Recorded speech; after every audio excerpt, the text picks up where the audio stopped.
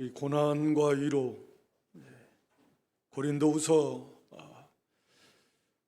고린도후서는 우리가 이제 고린도전서 후에 약 한 6개월 정도 후에 기록된 것으로 이렇게 보여지고요. 고린도전서 5장 9절에 보면 너에게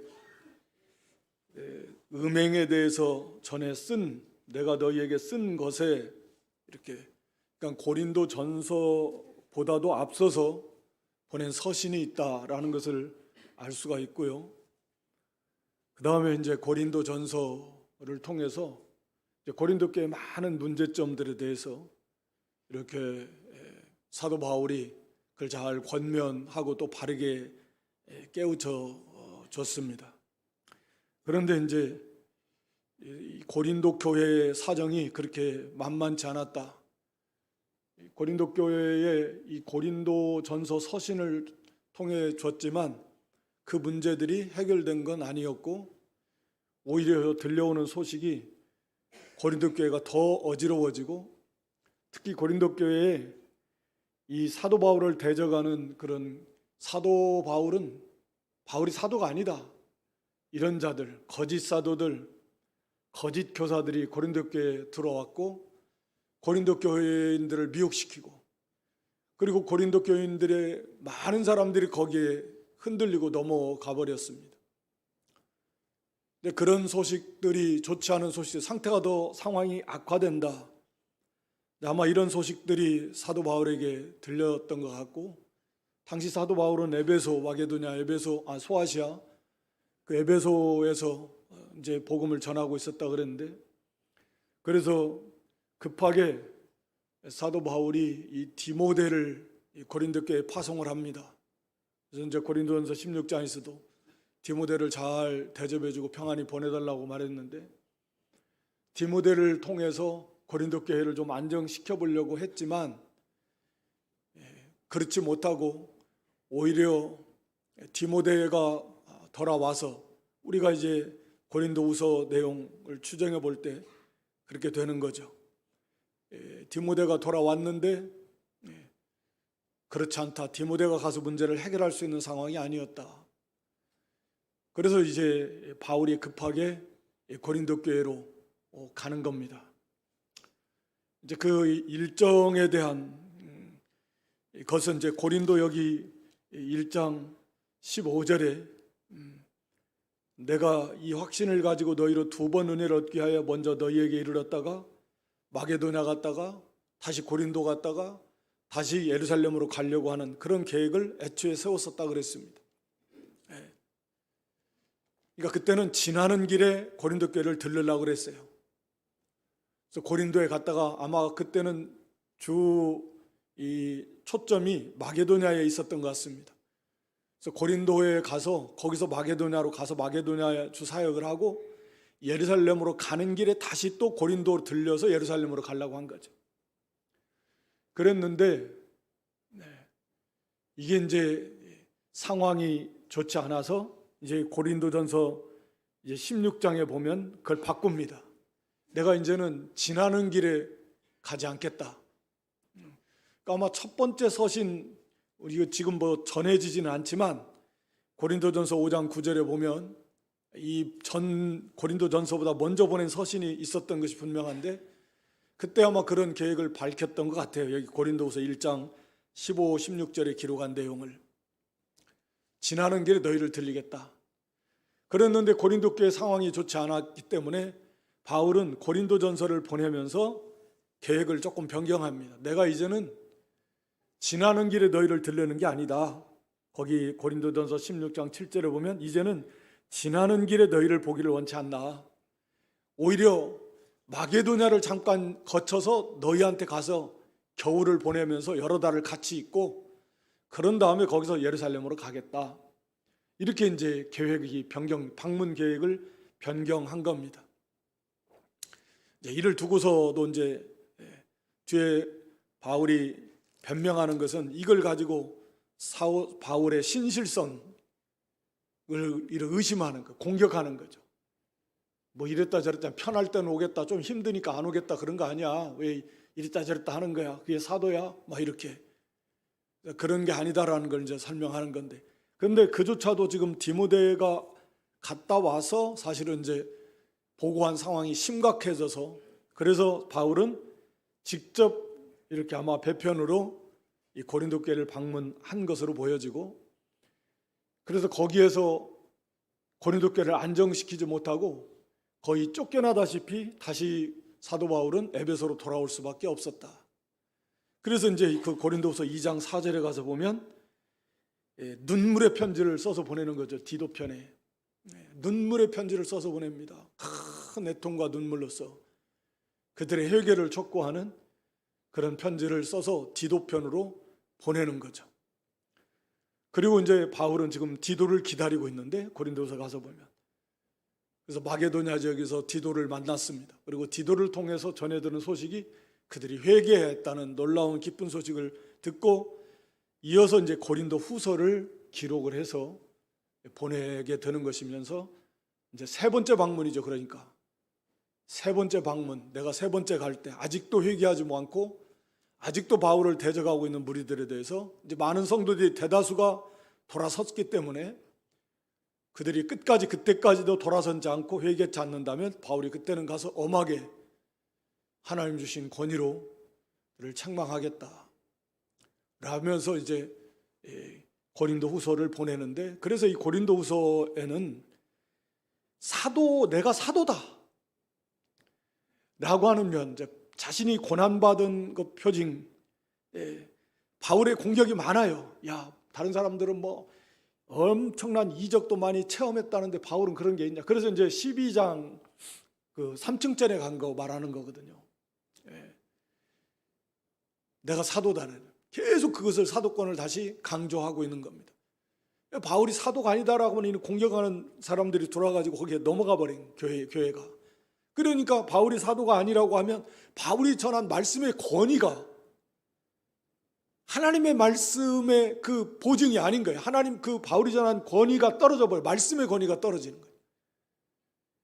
심각한 문제인 거죠. 그래서 이제 오늘 여기 1절에도 이제 그렇게 사도, 내가 사도다, 하나님의 뜻으로 사도가 됐다, 이 말씀 속에는 자칭 사도들, 또 사람에 의해서 세움받은 그런 사도들, 그런 거짓 사도들이 있었다라는 걸 이제 암시하고 있는 거죠. 나는 하나님의 뜻으로 말미암아 그리스도 예수의 사도가 됐다라고 이렇게 말합니다. 그래서 서신서마다 이걸 강조하는 것은 이게 중요하기 때문에 그래요. 바울의 사도권을 부인하면 바울이 전한 복음의 신뢰성과 권위가 떨어진다. 교회가 무너지는 거죠. 안 되는 겁니다. 그리고 이제 바울에 대한 여러 비난들이 있는데, 그런 것들은 이제 살펴보면서 바울이 이제 지금 말씀이 먼저 여기서 1절에서는 이제 말씀드린 대로 나는 하나님의 뜻으로 세움받은 사도다 라고 하는 것을 다시 한번 일깨워 주고 있는 것입니다. 하나님의 뜻으로 사도됐다. 사도 바울만 그러겠습니까? 우리들도 하나님의 그 영원 가운데 있는 하나님의 그 뜻 가운데서 우리가 선택받았고 구원받았습니다. 하나님의 뜻 가운데서 우리가 이 땅에 태어났고, 그리고 하나님의 그 놀라운 세밀한 완벽한 그런 하나님의 계획, 그 섭리 가운데서 우리가 구원받았고 몸된 교회로 인도받았고 우리가 또 직분도 받았고 이 사명을 감당해 나가고 있는 것이다. 그러니까 이게 하나님의 뜻, 하나님께 초점을 맞출 때에 우리의 그 위치, 우리의 정체성, 우리의 맡겨진 본분과 사명의 중요성과 이대성, 우리 교회의 그 존귀성, 이런 것들이 그 속에서 다 우리가 깨달을 수 있는 거죠. 그저 사람들만 모인 게 아닙니다. 교회가 그런 것이 아니잖아요. 그래서 언제나 하나님을 먼저 바라보고, 이게 하나님의 나라고, 우리 자신 한 사람 한 사람도 바로 그런 놀라운 하나님의 뜻 가운데서 우리가 태어나고 구원받았다. 정말 신기하고 정말 놀랍고 신비로운 하나님의 역사죠. 정말 너무너무 놀라운. 그래서 사도 바울이 이렇게 하나님의 뜻 가운데서 자기가 사도로 부름받았다라고는 그런 항상 그런 의식을 가지고 있기 때문에 이 직분에 대한 그 막중한 사명의식을 갖게 되는 거죠. 그래서 우리가 디모데후서 4장 마지막 사도 바울의 마지막 서신에서 디모데에게도 말씀하면서 하나님 이 하나님 앞에 그리고 고난받으시고 또 승리하시고 다시 오실 그리스도 예수 앞에서 그의 나라를 두고 엄히 명령한다.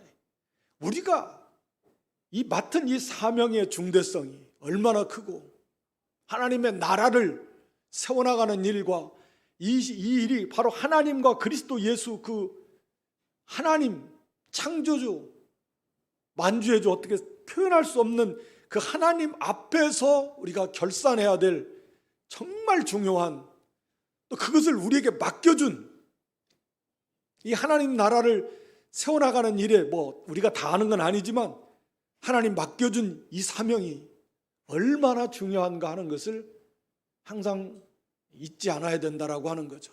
우리들도 마찬가지잖아요.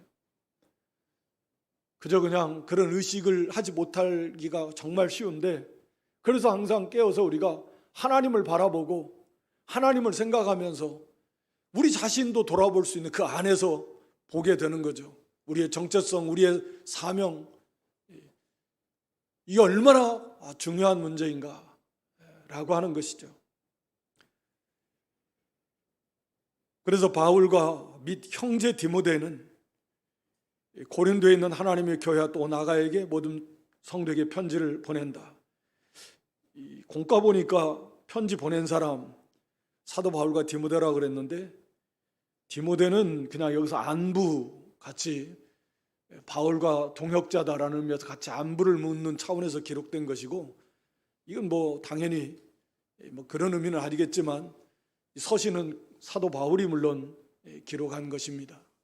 그리고 이 서신을 디모데 편에 이제 보낼 수는 있었겠지만 마치 편지 보낸 사람 해가지고 디모데도 바울과 함께 그렇게 기록했다는 의미는 아니에요. 조금 혼돈을 줄 수 있을 것 같은데 하여튼 간에 이렇게 자기의 사도권이 바로 하나님의 뜻으로 세움받았고 그리스도 예수를 증거하는 보냄받은 사람이다, 사도다. 그래서 교회, 고린도에 있는 하나님의 교회 또 온 아가야에 있는 모든 성도에게 이제 이 서신을 보내는데 이 고린도에 있는 하나님께 고린도전서 1장에서도 마찬가지 말씀드렸지만 이 고린도라고 하는 지역은 특히 뭐 다른 세상도 다 마찬가지인데 특히 이 고린도는 음행으로 유명한 당시 사회에서 음행으로 가득 찬 그런 도시가 바로 이 고린도였다고 합니다. 고린도인답다 뭐 이런 표현하면 그건 아주 음행하는 사람, 그런 음행이 가득한 도시 고린도에 있는 하나님의 교회입니다. 이 말씀이 의미하는 바가 크잖아요. 언제나 이 세상 가운데 있는 하나님의 교회, 교회라는 에클레시아라는 단어가 이 불러낸 사람들의 모임입니다. 이게 말 자체가 모순 있는 것 같지만 고린도에 있는데 고린도에서 따로 불러낸 사람, 하나님께로 불러낸 사람들의 모임, 그게 하나님의 에클레시아, 하나님의 교회라는 거죠. 우리는 광명이라고 하는, 말은 세상은 광명은 아니지만 이름은 참 좀 광명.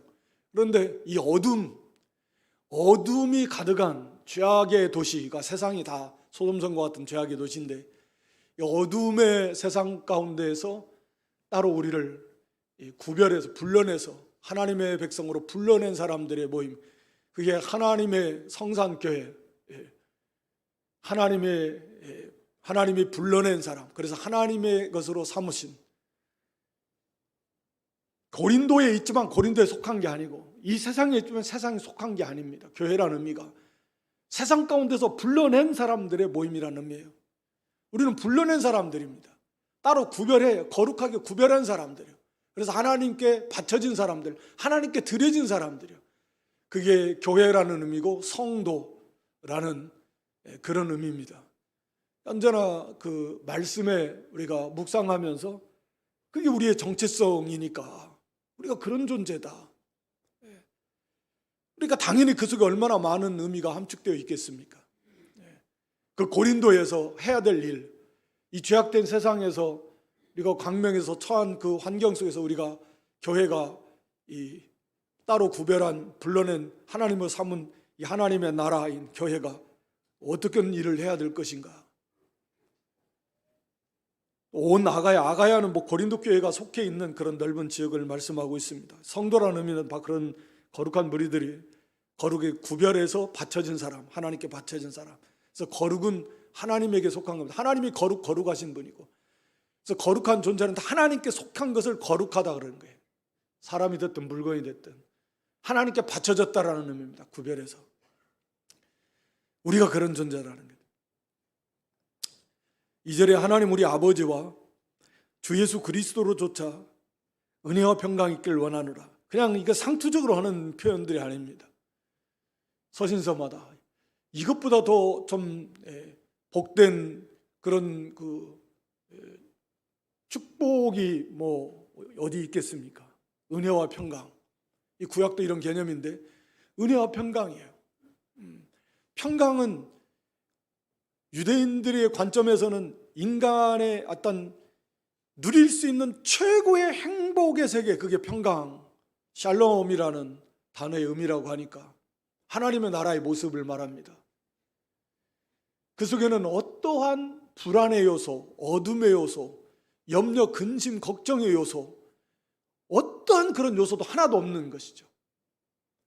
반대로 완전한 평화와 번영과 또 강건함과 기쁨과 안정됨과 그런 그 평화가 가득한, 그게 이게 샬롬의 세계인데, 그러니까 은혜와 평강, 당연히 이 평강은 은혜의 결과로서 오는 거였기 때문에 그것이 있기를 원하노라.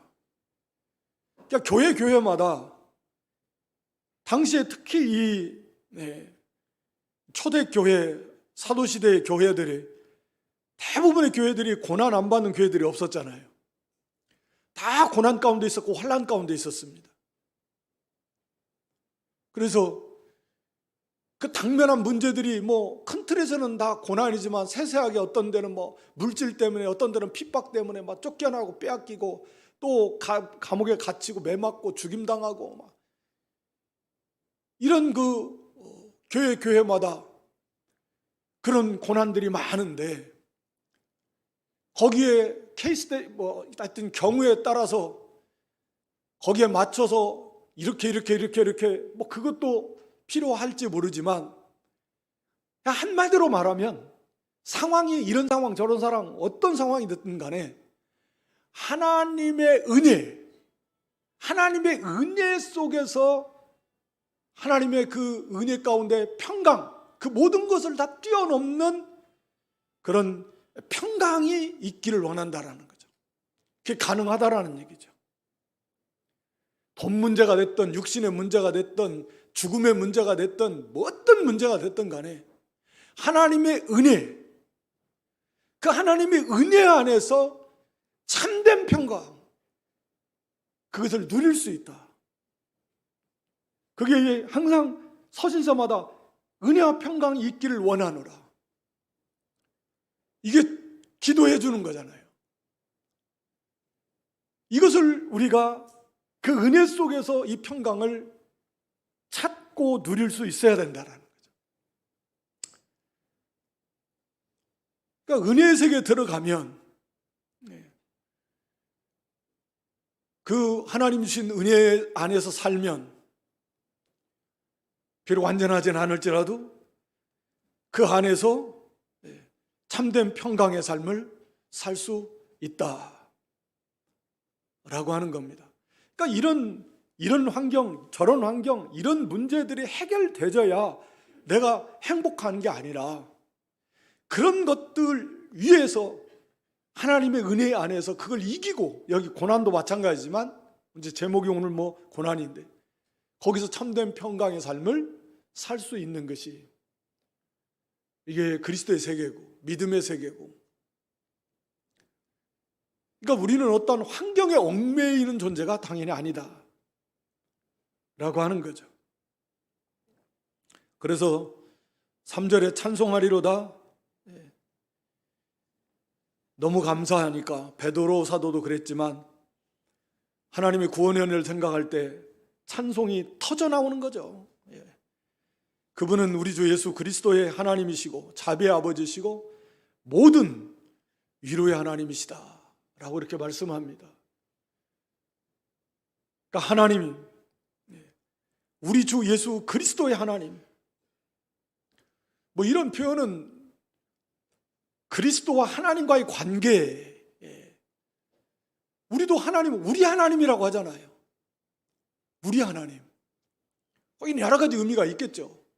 하나님 우리 하나님이고, 나는 하나님이 우리 하나님이에요.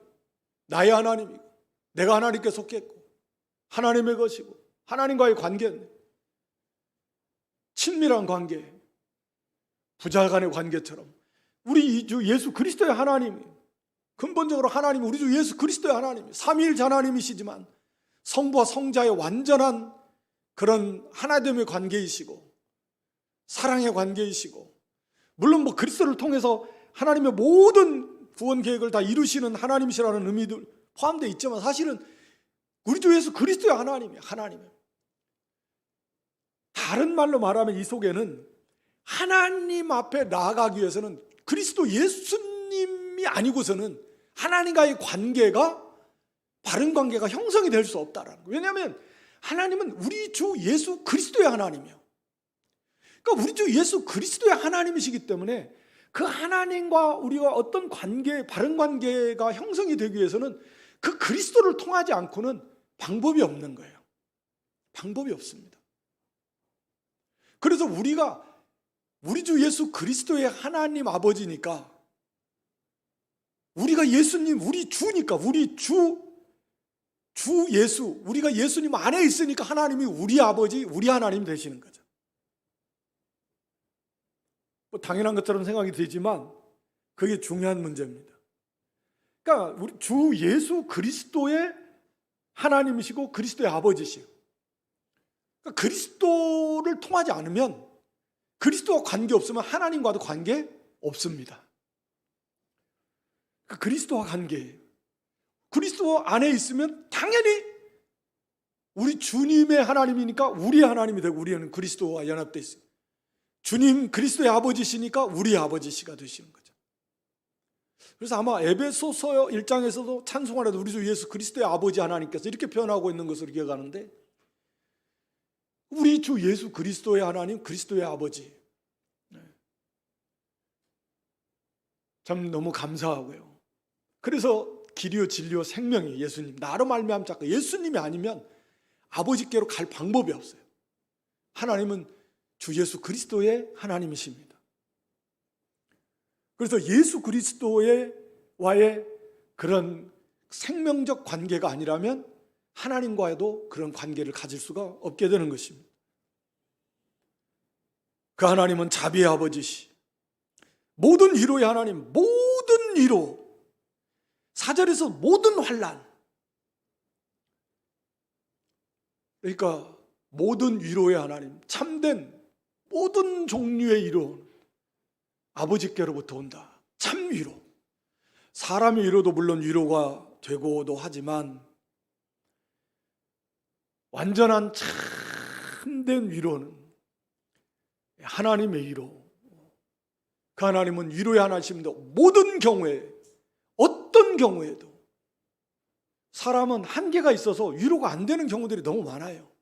위로할 수 없는 경우들이 너무 많고, 위로도 안 되는 경우도 너무 많고. 그런데 하나님은 그런 게 없어요. 모든 위로의 하나님이시고 모든 환난 중에서 우리를 위로하십니다. 위로의 아버지십니다. 아버지, 위로의 하나님, 우리 아버지. 자비, 하여튼 뭐 간략간략하게 가지만 긍휼, 이건 이제 구약의 개념으로 보면 라함, 엄마의 자궁을 나타내는 단어입니다. 그러니까 엄마가 이 갓난아기를 향한 그 애틋한 여기는 그 마음, 그게 긍휼이에요. 긍휼, 자비. 이게 여기 자비의 아버지는 바로 그런, 하나님은 하나님 백성에 대해서 그런 자비, 긍휼, 불쌍의 그런 마음, 그런 마음. 사실 엄마보다도 훨씬 더하죠. 요즘 엄마들은 뭐 버리는 엄마도 있더라고요. 그러니까 우리 아버지 하나님은 그런 하나님.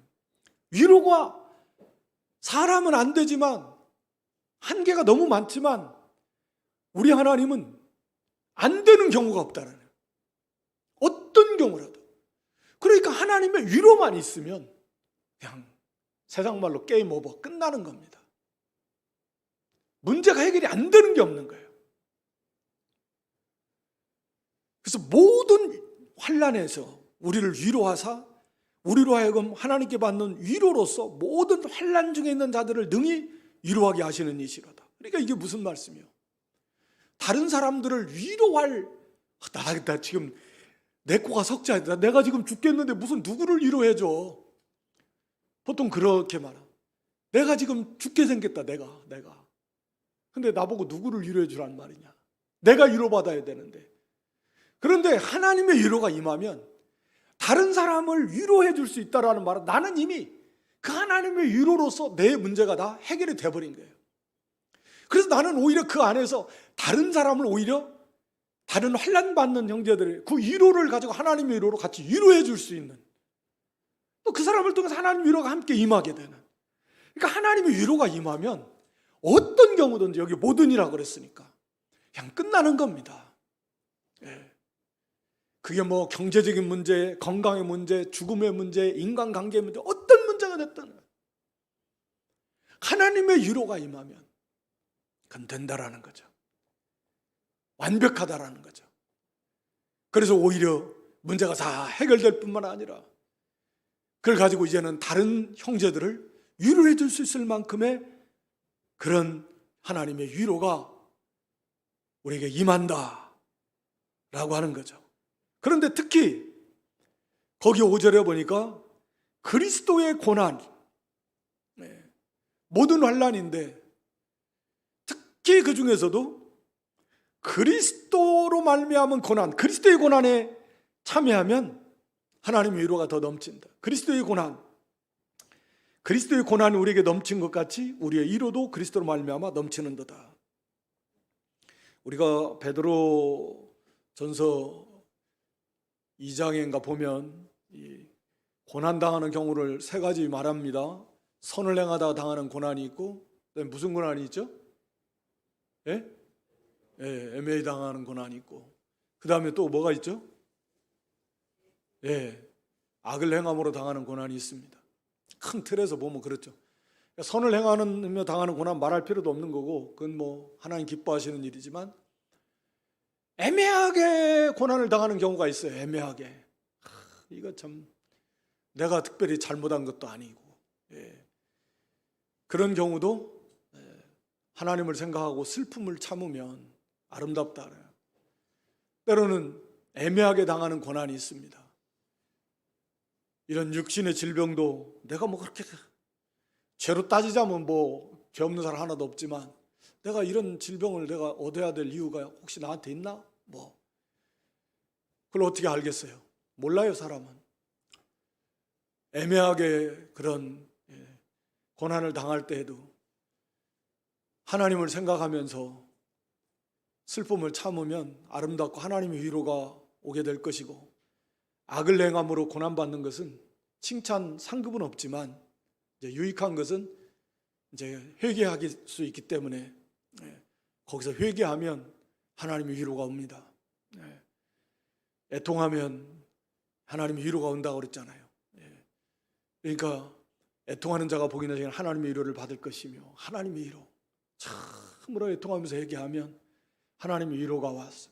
그러니까 모든 하나님의 위로, 어떤 경우에도 하나님이 위로해 주시고 그걸 넉넉하게 이기게 해주시는데, 특히나 이 그리스도의 고난, 그리스도 때문에 당하는 고난, 그리스도의 이름, 복음을, 말씀을 순종하다가 당하는 고난, 뭐 예수님 믿는 것 때문에 당하는 고난, 뭐 다 그런 거겠죠.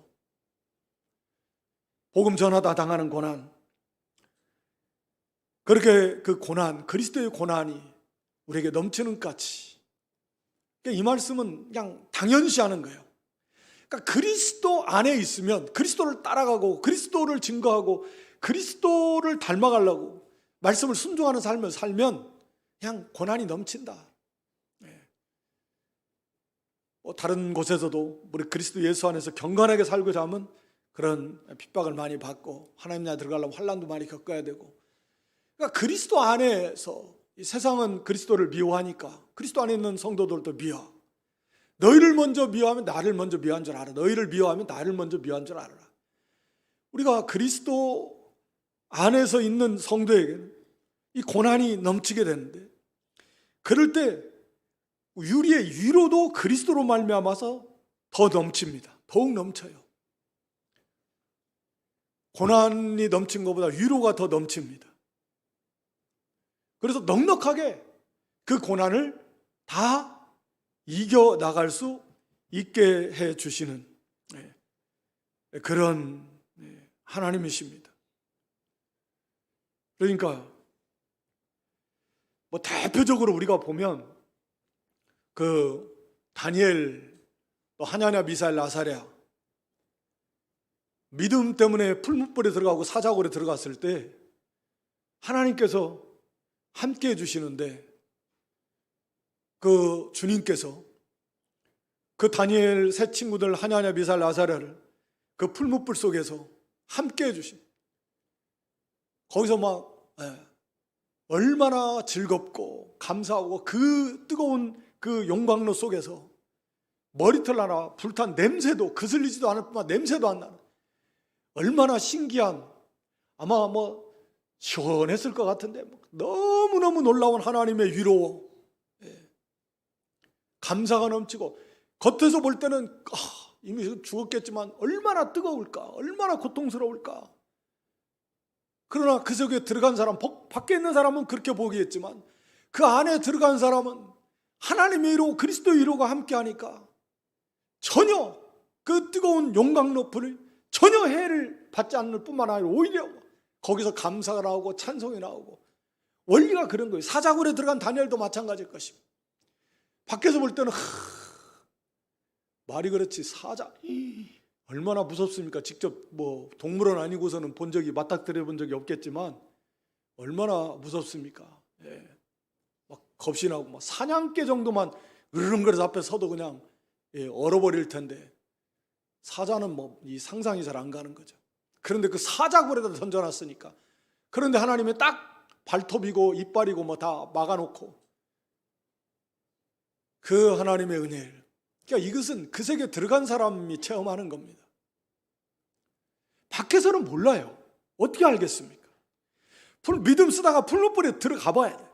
믿음 쓰다가 사자굴 속에 들어가 봐야 돼. 그래야 위로를 체험하는 거예요.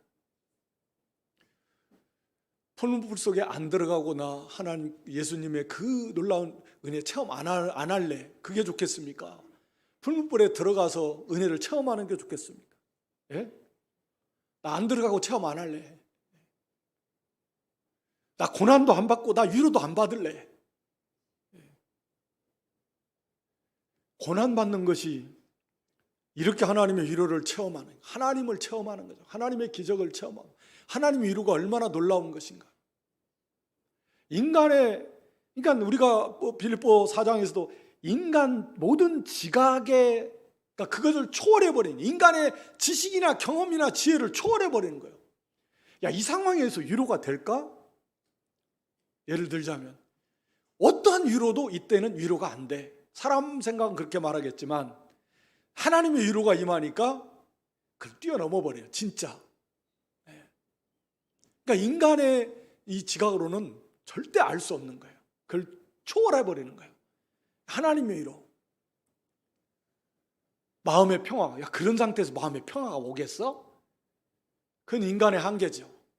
옵니다. 하나님 주시는 거니까. 이게 하나님의 세계라는 거죠.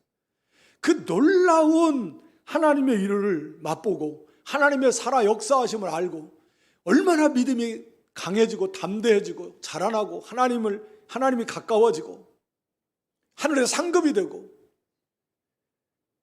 얼마나 좋아요. 그 속에서 하나님의 놀라운 은혜를 체험하는, 그리스도를 닮아나가는, 고난도 없고 위로도 없으면 그냥 하늘 알갱이 그대로 있는 것처럼 썩어지지도 않은, 그래서 거기서 어떠한 생명도 나오지 않는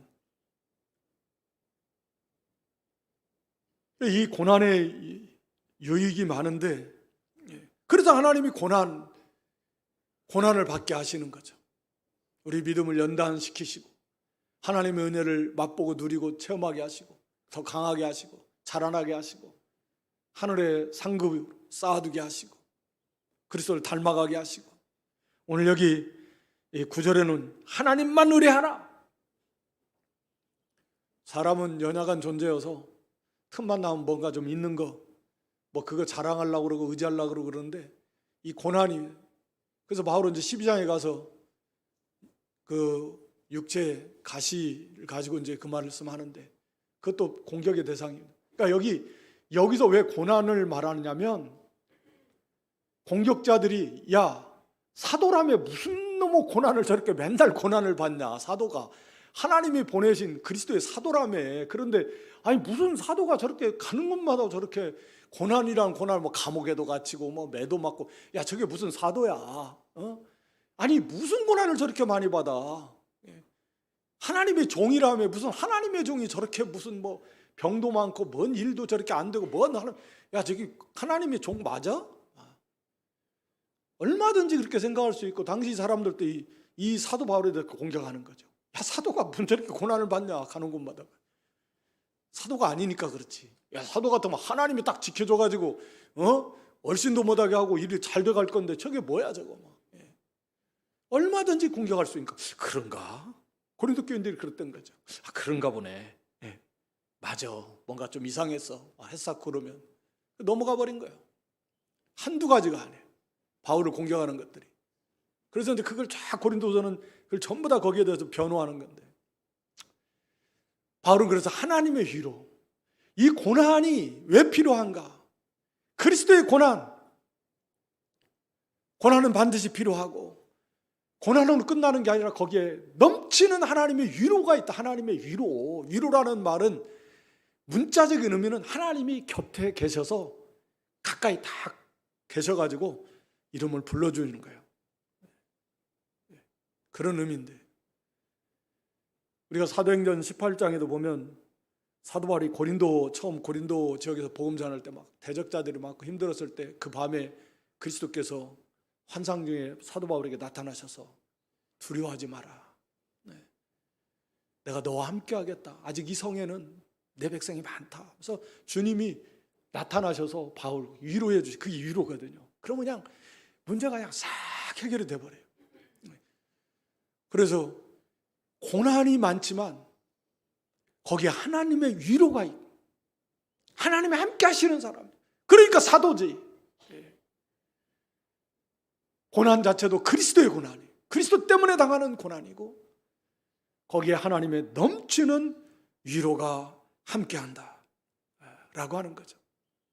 그래서 한 걸음 더 나가서 6절에 우리가 바울과 일행들이 환난 받는 거, 고난 받는 거, 그것도 결국은 너희의 위로와 구원을 위해서 이런 것이다. 복음 전하기 위해서. 그래서 너희들이 그걸 통해서 구원받고 위로받으려고. 또 이런 바울과 또 일행들의 그 고난 속에 나타난, 그 속에서 믿음을 지켜나가고 승리해 나가고 하나님의 위로를 체험해 나가는 걸 보면서 이들도 위로를 받고, 야, 바울 사도는 저렇게까지 고난받는데 이게 무슨 고난이라고 위로가 되고 힘을 얻고 도전을 받고, 다 너희 교회를 위한 것이에요. 너희의 위로와 구원을 위함이고, 또 위로받는 것도 역시 마찬가지야. 너희의 위로를 위함. 위로를 받아서 계속해서 끊임없이 사역을 감당하고, 이 동일한 위로가 고린도 교인들에게도, 지금 고린도 교회 안에도 그 대적자들, 반대하는 자들로부터 환난 당하고 어려움 당하는 성도들이 있는데 그들에게도 동일한 위로가 너에게도 반드시 임할 줄을 확신하는 거야. 왜? 동일하신 하나님의 약속이니까. 믿음을 지켜나가려고 고난받으면 걱정할 게 없다. 반드시 하나님의 위로가 함께해서 능히 그 고난을 이겨나갈 수 있도록 해주실 것이다, 라고 하는 것입니다. 그래서 17절에 가면 너희를 위한 우리의 소망이 견고함은 너희가 고난에 참여하는 자가 누가 위로해도 그러할 줄 알미라. 확신하는 거예요. 반드시 하나님께서 그 고난 가운데서 위로의 아버지, 위로의 하나님으로 함께 하셔서 그들이 그 위로 속에서 다 문제가 해결받고 이 모든 고난을 이겨나갈 될 것이다, 라고 하는 것입니다. 그래서 8절에도 마찬가지, 아시아에서 당한 이제는 다 끝났다, 죽음밖에 없다, 이제 죽는 일밖에 안 남았다라고 생각될 만큼의 그런 환난을 만났지만 그때에도 위로의 하나님께서 거기에 위로해 주신, 이런 고난을 주신 것도 우리가 자기를 의뢰하지 말고 하나님만, 죽은 자를 다시 살리시는 하나님만 의뢰해야 이 사명을 끝까지 잘 감당하겠으니까, 사도의 사역 모든 작품을. 그래서 이런 고난을 하나님이 주신 것이다. 근데 무슨 고난이 많다고 사도가 아니라고 비난하고, 야, 예수 믿는다면서 너 뭐 이렇게 고난이 많냐? 안 믿는 사람들도 그렇지. 교회 다닌단 말이야. 잘 되고 막 해야 되는데 무슨 교회 다니는데 저렇게 고난이 많아? 모르니까. 또 믿음의 어리도 아직 모르니까. 머리 지식으로는 아는데 이게 실제로 닥쳐보면 또 그게 잘 안 돼요. 잘 모르니까. 고난의 유익이 얼마나, 이 고난이 없으면 어떻게 자라나고, 어떻게 예수님 닮아가고, 어떻게 예수님 따라가고, 어떻게 하나님의 일을 체험하고, 위로를 어떻게 체험합니까? 정말 하나님의 위로를 받고 싶은데 고난이 있어야 위로를 받지. 고난이 없는데 어떻게 위로를 받냐고요. 위로받을 만한 일이 있고 위로받을 만한 환경이 돼야 위로를 받지. 날마다 막 세상 것에 하하호호 하는데 무슨 위로가, 하나님 위로를 맛볼 수 있겠냐 말이에요.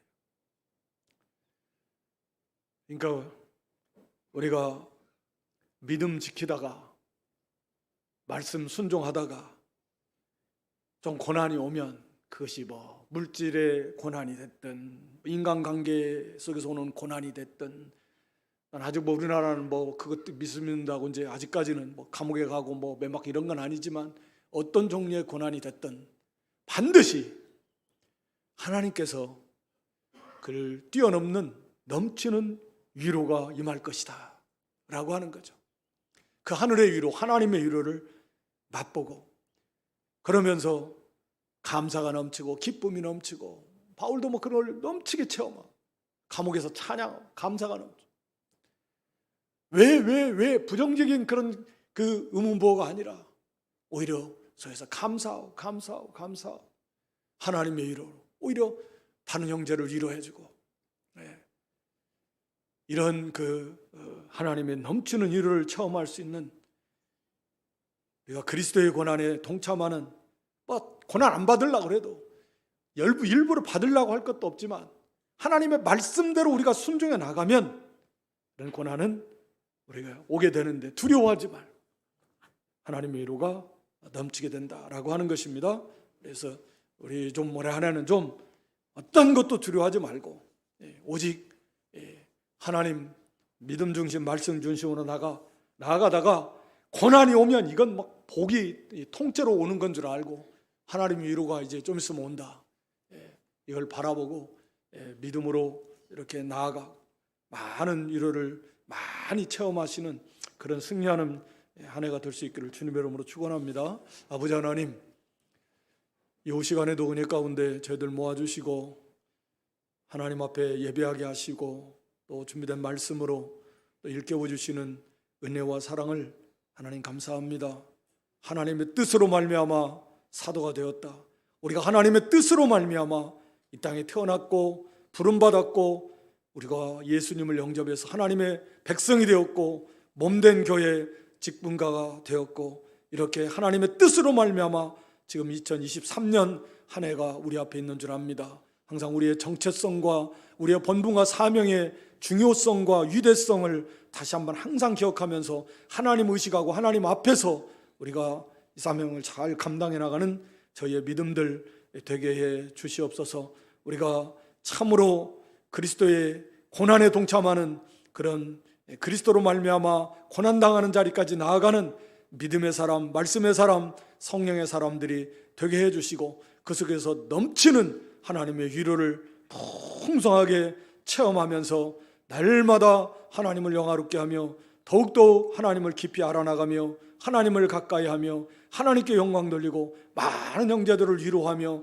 많은 사람들에게 이 빛을 증거하는 그런 승리하는 복된 믿음의 길을 걸어가는 저희들 될 수 있도록 하나님 은혜 위에 은혜로 함께해 주시옵소서. 예수님의 이름으로 기도드리옵나이다.